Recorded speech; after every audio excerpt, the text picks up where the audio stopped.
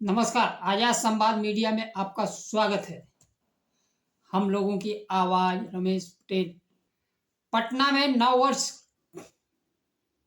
नव वर्ष के प्रथम दिन लालू प्रसाद यादव ने मुख्यमंत्री नीतीश कुमार के लिए दरवाजा खोला। केजरीवाल ने कहा कि भारतीय जनता पार्टी 3 काले कानून पिछले दरवाजे से लागू करना चाहती है। समय के साथ खबर पाने के लिए चैनल को सब्सक्राइब कर लें। नमस्कार। खबर विस्तार से। नववर्ष की प्रथम दिन लालू प्रसाद यादव ने धमाका कर दिया है बिहार की राजनीति में। राष्ट्रीय जनता दल के प्रमुख लालू प्रसाद यादव ने मुख्यमंत्री नीतीश कुमार को लेकर बड़ा बयान दिया है। उन्होंने कहा कि अगर नीतीश कुमार एक बार फिर गठबंधन में आते हैं तो उनके लिए गठबंधन का और आरजेडी का दरवाजा खुला है। जबकि तेजस्वी यादव ने कहा था कि नीतीश के लिए आरजेडी का दरवाजा बंद है, उनके साथ जाना अपने पैरों पर कुल्हाड़ी मारने जैसा है। लालू प्रसाद यादव का बयान एक बार फिर मुख्यमंत्री नीतीश कुमार के लिए गठबंधन बदलने का न केवल ऑफर है बल्कि बयान सुर्खियां भी बटोर रहा है। लालू प्रसाद यादव बिहार के मुख्यमंत्री रह चुके हैं तथा केंद्र में मंत्री भी रहे हैं, अनुभवी नेता हैं। वो एक बार कोई बात कहते हैं तो उसका असर जनमानस पर होता है। लालू प्रसाद यादव अपने पूरे राजनीतिक जीवन में जिस स्टैंड पर खड़े रहे उसी पर चलते रहे, जबकि नीतीश कुमार बार बार दरवाजा खटखटाते रहे। इस समय एनडीए के साथ मिलकर मुख्यमंत्री नीतीश कुमार सरकार चला रहे हैं, लेकिन भारतीय जनता पार्टी पिछले चुनाव में उनको हाफ कर दिया और इस बार विधानसभा चुनाव में उनको साफ तो नहीं कर देगी। इसको लेकर नीतीश कुमार के मन में संशय भी है, लेकिन फिलहाल वो एनडीए के साथ सरकार भी चला रहे हैं। यादव का बयान राजनीतिक गलियारों में चर्चा का विषय बना हुआ है। मकर संक्रांति के अवसर पर दही चूड़ा पार्टी के साथ बिहार के राजनीति में सत्ता बदलाव भी होता रहा है। लालू प्रसाद यादव ने कहा कि हम उनकी सारी गलती माफ कर देंगे, माफ करना हमारा फर्ज है। उन्होंने कहा पार्टी में फैसला हम लोग मिलकर लेते हैं, लेकिन नीतीश कुमार को शोभा नहीं देता कि बार बार भाग जाते हैं। अगर फिर आएंगे तो रख लेंगे। पटना में गायिका देवी के भजन पर, जिसमें वह गांधी जी का प्रिय भजन गा रही थी, रघुपति राघव राजा राम पतित पावन सीताराम, को लेकर भारतीय जनता पार्टी के कार्यकर्ताओं द्वारा भजन को बीच में रोके जाने और माफी मांगने पर लालू प्रसाद यादव ने कहा कि इसको लेकर तकलीफ होती है। गृह मंत्री अमित शाह के बयान जो राज्यसभा में अंबेडकर पर दिया था, उन्होंने कहा अंबेडकर साहब पर दिया गया बयान पर गृह मंत्री का बात अपमानजनक है, इसलिए हम मांग करते हैं कि अमित शाह इस्तीफा दें। देश में मस्जिदों के नीचे मंदिर तलाशने के लिए खुदाई के संदर्भ में कहा यह बिल्कुल गलत बात है। मंदिर मस्जिद जो भी बात है खत्म करके देश को आगे बढ़ना चाहिए। आज युवाओं को रोजगार की जरूरत है, शिक्षा की जरूरत है, दलितों पिछड़ों के सब देश के संसाधनों में भागीदारी होनी चाहिए। मंदिर मस्जिद पेट भरेगा उसके बाद खोजा जाना चाहिए। लालू प्रसाद यादव ने बिहार के लोगों को नए वर्ष की शुभकामनाएं दी और कहा हम नया साल मनाते हैं, लेकिन हमारा असली नया साल होली के मौके पर आता है। लालू प्रसाद यादव का जेडीयू के लिए दरवाजा खोल देने के बाद मुख्यमंत्री नीतीश कुमार चौंकाने वाला फैसला ले गए। अब बिहार की राजनीति अटकलों और अनिश्चितता के दौर में एक बार फिर पहुंच गई है। एक बार फिर कहा जा रहा है कि मुख्यमंत्री नीतीश कुमार के गठबंधन में बदलाव होने जा रहा है, जिसकी आंच केंद्र सरकार पर भी पड़ेगी। जनता दल यूनाइटेड के समर्थन से केंद्र सरकार भी चल रही है, लेकिन जनता दल यूनाइटेड विभाजित लग रही है। जनता दल के कुछ नेता एनडीए के साथ रहना चाहते हैं, कुछ नेता आरजेडी के साथ रहना चाहते हैं। केंद्र में संसदीय दल क्या जेडीयू का विभाजित होगा? मुख्यमंत्री नीतीश कुमार जब पूर्व प्रधानमंत्री मनमोहन सिंह के निधन के बाद शोक प्रकट करने उनके घर गए थे, लेकिन भारतीय जनता पार्टी के बड़े नेताओं से दिल्ली में मुलाकात संभव नहीं हो पाया। एनडीए के अमित शाह द्वारा बुलाए गए बैठक में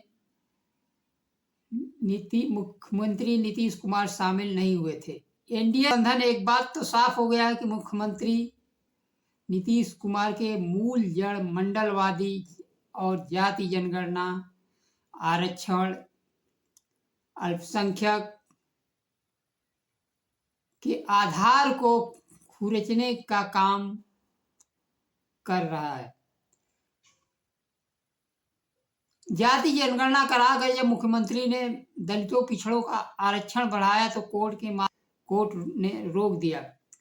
संविधान के 9वीं अनुसूची में आरक्षण को शामिल करने की आवाज उठने लगी, लेकिन मुख्यमंत्री नीतीश कुमार ने आरक्षण के संबंध में कोई स्पष्ट बयान नहीं दिया। ना ही उन्होंने अल्पसंख्यक मामलों में बिहार के तथा देश के अल्पसंख्यक आरक्षण नौकरी की जिम्मेदारी कहीं न कहीं मुख्यमंत्री नीतीश कुमार की बनती है, क्योंकि उनके गठबंधन से, उनके सहयोग से केंद्र सरकार चल रही है। तो देश के युवाओं को नौकरी में बाधा क्या नीतीश कुमार बन रहे हैं? युवाओं के रोजगार का आस क्या नीतीश कुमार पूरा करेंगे? देश में जहां सांप्रदायिक हिंसा बढ़ाने वाले बयान दिए जा रहे हैं, उन बयानों पर प्रतिक्रिया देने से मुख्यमंत्री दूर रहे या तो बचते ही रहे, जबकि बिहार के साथ साथ देश में सरकार और संविधान समानता का व्यवहार करे, इसकी लगाम मुख्यमंत्री नीतीश कुमार के पास है।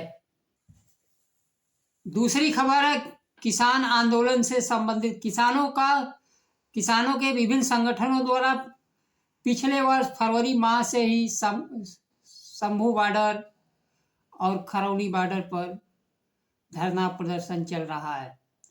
किसानों के आंदोलन पर आम आदमी पार्टी के संयोजक तथा दिल्ली के पूर्व मुख्यमंत्री अरविंद केजरीवाल ने शंभू बॉर्डर और खरौनी बॉर्डर पर आंदोलन कर रहे किसानों के मुद्दे पर केंद्र सरकार को घेरा है। दिल्ली के पूर्व मुख्यमंत्री अरविंद केजरीवाल ने सोशल मीडिया पर लिखा, पंजाब में किसान कई दिनों से धरने और अनिश्चितकालीन अनशन पर बैठे हैं। इनकी वो ही मांग है जो केंद्र सरकार 3 साल पहले मान ली थी, लेकिन अभी तक लागू नहीं किया गया। 3 साल पहले उत्तर प्रदेश चुनाव के समय किसानों के विभिन्न मांगों को मानते हुए केंद्र सरकार ने 3 काले कानून वापस लिया था। वापस लेने के बाद एमएसपी पर उन्होंने कहा था कि हम समिति बनाएंगे, और उस समिति की आज तक बैठक हुई तो कब हुई, निर्णय क्या हुआ, इसके बारे में केंद्र सरकार आज तक विचार किया या नहीं किया, जनता को कुछ अता पता नहीं है। तो उसी बात को अरविंद केजरीवाल ने कह रहे हैं कि केंद्र सरकार ने 3 साल पहले ही मान ली थी। लेकिन उसको अभी तक लागू नहीं किया।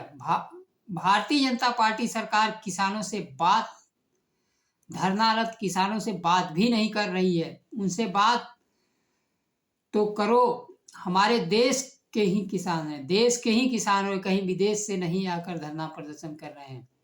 लेकिन हो सकता है सत्ताधारी पार्टी को विदेश से ही लगता हो, क्योंकि उनको राजधानी जाने पर बैन है। भारतीय जनता पार्टी को इतना ज्यादा अहंकार क्यों हो गया है?